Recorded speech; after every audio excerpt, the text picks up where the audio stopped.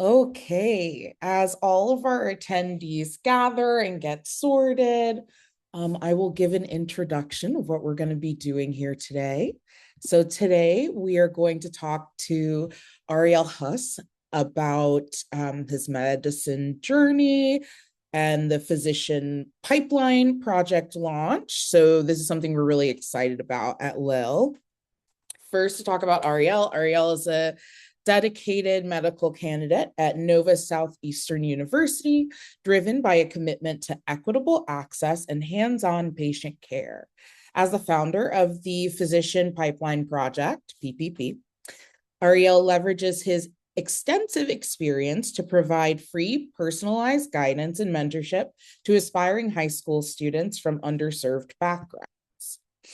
Ariel's medical expertise is deeply rooted in trauma and orthopedic research, with numerous peer-reviewed publications and presentations in prestigious journals such as the American Journal of Emergency Medicine and the Journal of Surgical Research.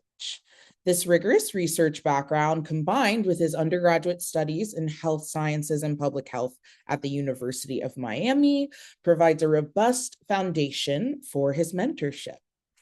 His passion for service extends globally and locally. Ariel has participated in international medical relief missions in Guatemala and the Bahamas, where he led triage, provided primary care assistance, and spearheaded hygiene education initiatives. In the US, he served as an advocate for the Women's Breast and Heart Initiative and volunteered with the Miami Rescue Mission. In his role as our in-house medical medicine consultant for the Leadership and Innovation Lab, Ariel ensures that LIL students receive specialized, best-in-class guidance through their pre-med journey, particularly those interested in surgical and orthopedic specialties. Whether through high-level research expertise or direct community service, Ariel is dedicated to building a more diverse and prepared generation for future physicians.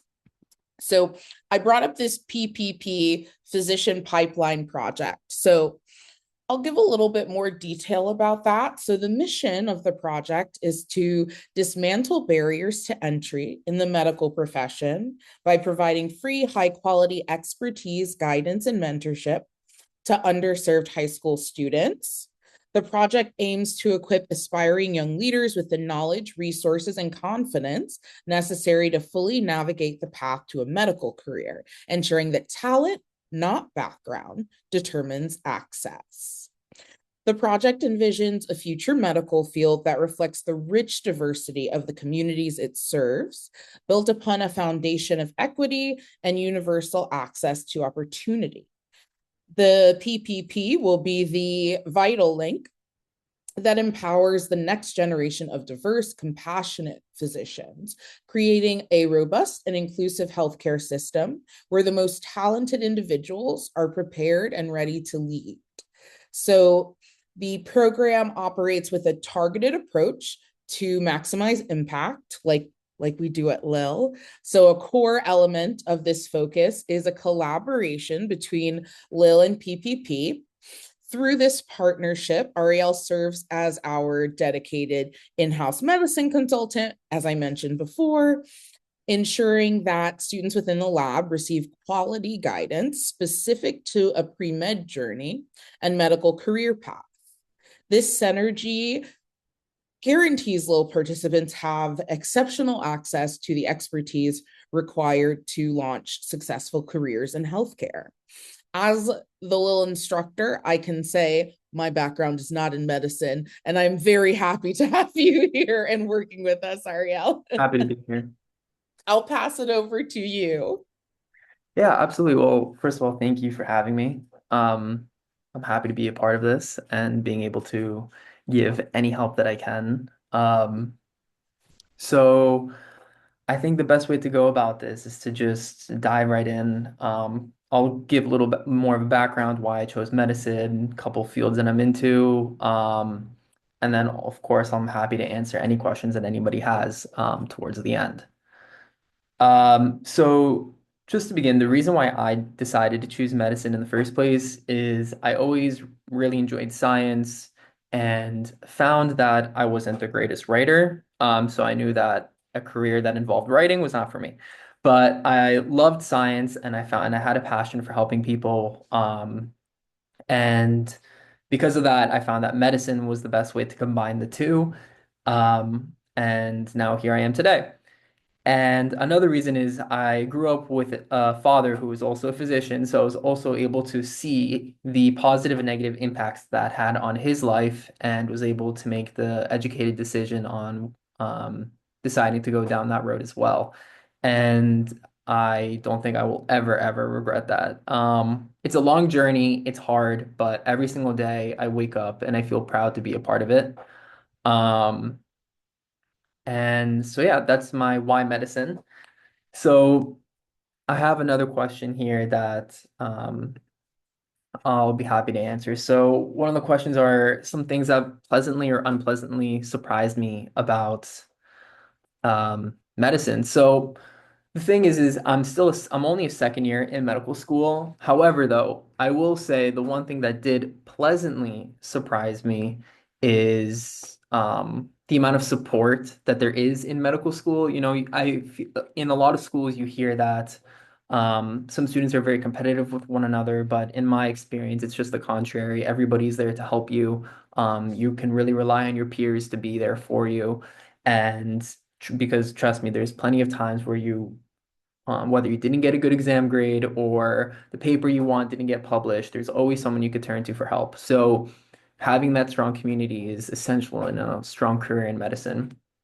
And then something that actually unpleasantly surprised me is, of course, the long, grueling hours of studying. You always hear about a friend who woke up at 5 and didn't go to bed until midnight, and it's like that every single day. I'm not here to say that that's completely false, but however, I will say that finding a work-life balance is definitely a challenge in the beginning, and it is something that I still to this day work on, and I find myself enjoying my time, my whenever I have free time, going to the gym, spending time with my girlfriend, spending time with my dog.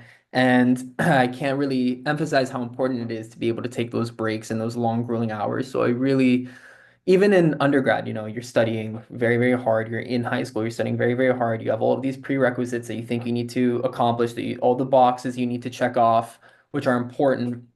But it's always good to be able to take a step back and find a time and a space for a mental break because at one point or another you will burn out. Trust me, I've been there. And burning out isn't fun. You want to be able to have something that you can sustain for a long time. Medicine is most definitely a marathon, not a sprint. You have 4 years of undergrad, 4 years of medical school, and then depending if you want, whether it's internal medicine or surgery, that amount of time after in residency can be between 3 to 7 years plus. So it really is a marathon, and you need to find the time in order to be able to take a step back, um, empty your headspace, be able to completely check out and come back into the game with a clear head and laser focus, because that is how you will be able to have a successful career and a career that you will be proud of and that you will be happy in. So, some of the specialties that I'm currently really interested are orthopedic surgery, trauma surgery, and actually cardiology, which is a subspecialty of internal medicine. So, if anybody is interested in any of those fields, most definitely feel free to reach out to me. I'm happy to answer any questions on any of those fields. They're all very competitive. Therefore, it's one of those things that you need to prepare for from day one.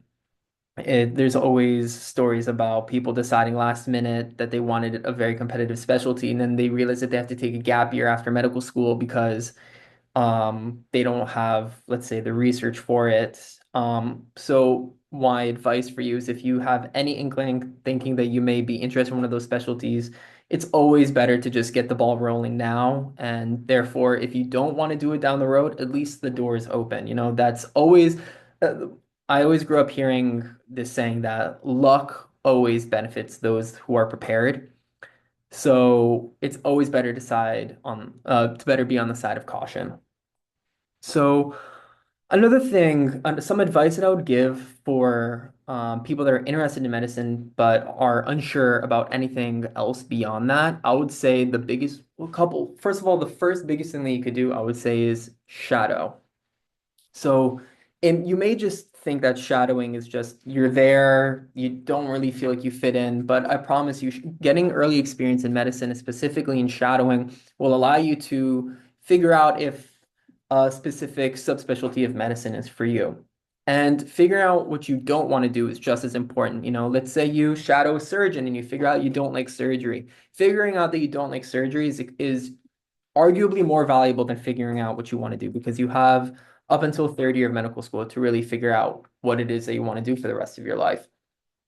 So I really can't emphasize enough getting into shadowing early, reaching out to those local physicians, emailing doctors in the hospital. You know, you don't need to have a doctor in the family or a friend of a friend who's a doctor in order to get that connection. You really just need to. Most of the people, the orthopedic surgeon that I'm with right now is somebody who I just cold called and he reached out, said, "Hey, yep, we have cases on Monday. See you then." So it really is just one of those things you just need to shoot your shot and eventually one of them will land. So another thing you need to really think about is if being a physician is your calling. You could think that you want to be in the healthcare field, but there's a million different fields in medicine. You know, there's nurses, there's EMTs, there's nurse practitioners, nurse anesthetists. There's a million different subspecialties in the medical field that don't involve directly being a physician. And figuring out if you want that leadership role is essential in deciding if you want to go to medical school or not. Because I mean, PAs do wonderful work, but they don't have the amount of leadership or responsibilities, let's say, that attending has. So that is extremely important because it will decide how much headache you want to take on in the future. Being the physician, the attending physician in the hospital means that you are at the top of the food chain in the sense that you are the one making the decisions. You are the one that is responsible of what happens to the patient, whether positive or negative. So deciding if that is what you want is also quite essential. And then the last big piece of advice I would give is arguably the most important piece of advice that I wish somebody told me earlier on. And that is how important it is to find a mentor. Finding a mentor, when I first heard this, I didn't really understand what does that mean. Find a mentor, you know, just talk to a doctor, is that and then just become buddies with him? No. Finding a mentor means finding somebody in a specific subspecialty that you may be interested in that you can consistently reach out to with questions, um, with conversations, somebody who can guide you in this track who has already been there. And I'm not saying, and I would prefer if you found somebody that is closer to your age, somebody, let's say, who just became an attending, or even if they're a resident. Those are the people who are closest to your age who will understand the process the most. And it is I can't really stress it enough how important that is because there are so many difficult things even when it comes just to simple things like applying to medical school, which you may think is quite straightforward. Oh, I finish the MCAT, plug in my score into the AMCAS, write my essays, do my interviews, but there are so many more nuanced little things that go into it that you aren't really ever taught about, and the only people that know it are the people who have already gone through it. So really try to find somebody that you can rely on and that is always happy to help. And of course, I'm here. I'm happy to help. I'm happy to answer any questions at all times of the day, all times of the night. Doesn't matter. I'm here. So that's my spiel about that. So, yeah. Okay, excellent. For our audience members, just in case I know some of you may be watching on your phone, I did send out a little chat with my email address. So if you have any questions for Ariel, you can send them my way and I'll compile them and send them over.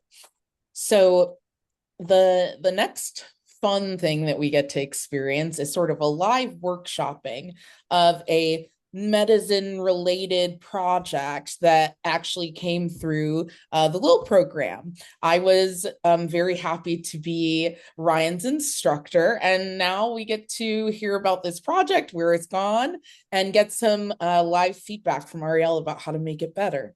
So, for any of my students that are listening in, this is the kind of cross examination and critical thinking that you can get from a mentor, right? Two brains are always better than one.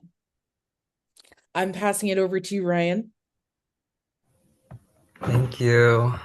So I am going to be presenting about my organization, Bright Beats, and I'm also going to be sharing my presentation.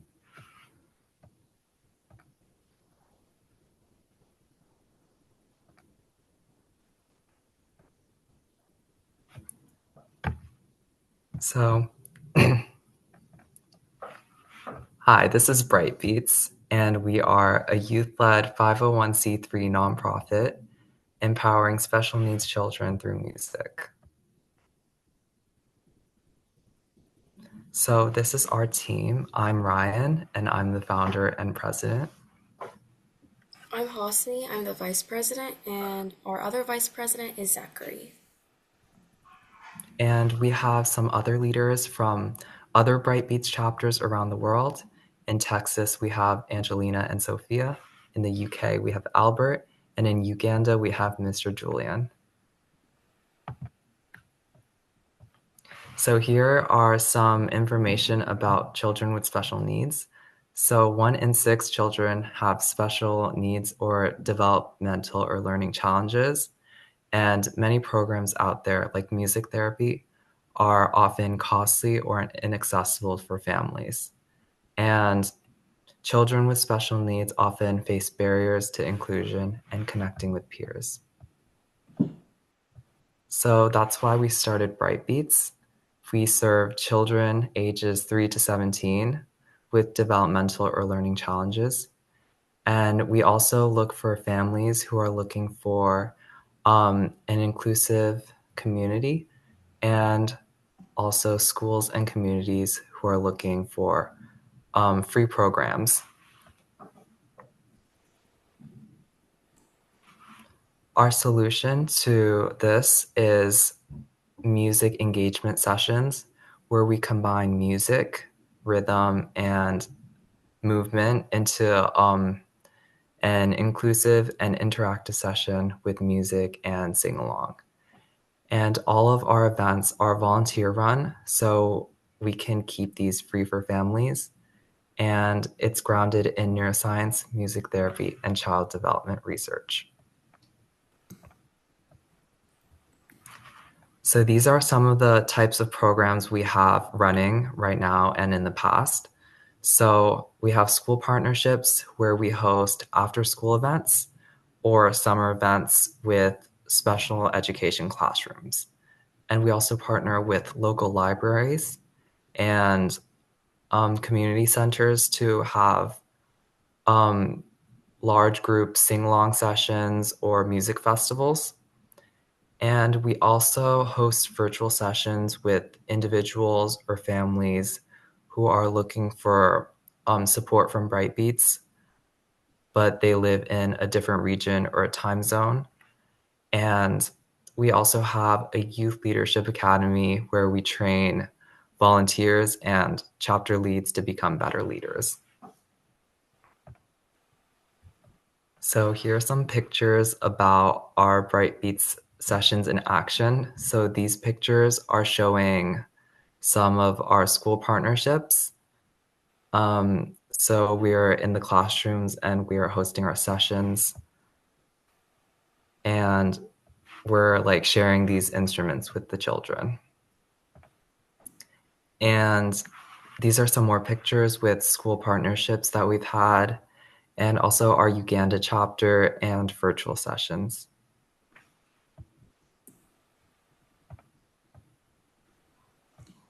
Okay, so these are some of our numbers, and we have 4 locations of chapters There are Virginia, Texas, United Kingdom, and Uganda.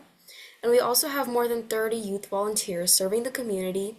And we've served more than 300 families through our school partnerships, community events, and more. And also, all of our youth volunteers have gained more than 1,500 volunteer hours, and these are collected and documented through our programs. And all of these numbers are as of October 2025. So from October to December, the numbers have definitely grown as we've held more community events and sessions. So these are some of our partnerships, and these partnerships allow us to create a stronger and bigger impact. So through FCPS, we host events within FCPS, and FCPS stands for Fairfax County Public Schools. We hold events in elementary schools and preschools. We're also partnering with parents of autistic children. We're having a winter event with them, and they've also dedicated resources to help us reach more families and volunteers, like connecting with school-based special education resource teachers. We're also partnering with the African Child. So this is an organization based in Uganda helping kids with disabilities, including those of special needs. We partner through our virtual live and recorded sessions with the African Child. We also partner with Sunny Teens Academy. They promoted us as a partner during their community information and resource sessions. So all of these partnerships help Brightbeats create a bigger and stronger impact, like I mentioned before. So here's our 6-month roadmap. This is just like a overview. We plan to empower youth. We want to recruit and train 15 new volunteers through the Leadership Academy, and we also want to expand our reach. Currently, we have 4 chapters, but we want to expand our chapters, and we want to launch new chapters in new locations to amplify our effect. And we also want to add new community partnerships. We want to enhance quality, and by enhancing quality, we mean upgrading our instruments that we use to conduct our sessions and instruments that the kids use after we finish our sessions. We want to upgrade our technology and website and also our training materials. So join us in sharing the joy of music. At Brightbeats, we've seen how one song can open hearts and change lives. With your support, we can continue building bridges of connection. One rhythm, one child, one community at a time, because every child deserves their own Brightbeat. So this is our website, www.brightbeats.org. This is our Facebook tag below, and our Insta tag is also below. And we're also launching our speaker series soon with our first episode about special needs in neuroscience, so stay tuned by following our social media. That was wonderful. Thank you, Ryan and Hassan. Hassan, it's nice to meet you. I was excited to see how you were going to pop up in the conversation. Um, Ariel, I'll pass it over to you if you've got any thoughts you'd like to share. Yeah, absolutely. Well, first of all, the first thing I was thinking is this is very organized, and your organization definitely has a clear and concise vision and mission. So I'll commend you for that. This seems quite great. The only question that I had for you is, are there any trained music therapists that you guys can interact with? There's a lot of research on music therapy actually helping this population. So, maybe just incorporating some of those into the practice might be quite advantageous for you. Yeah, we haven't had connecting with any music therapists yet, but I think that's a very good idea that we should try. Absolutely.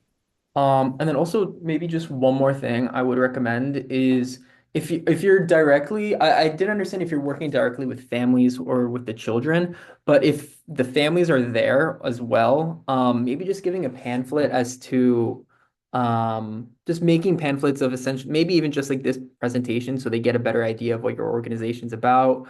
And maybe add some, there's a lot of research on this stuff. So you can look up just music therapy, helping kids with special needs. There's so much out there. And then just citing some stuff so you can give to the family so they understand the vast amount of benefits that an organization like this can have on them.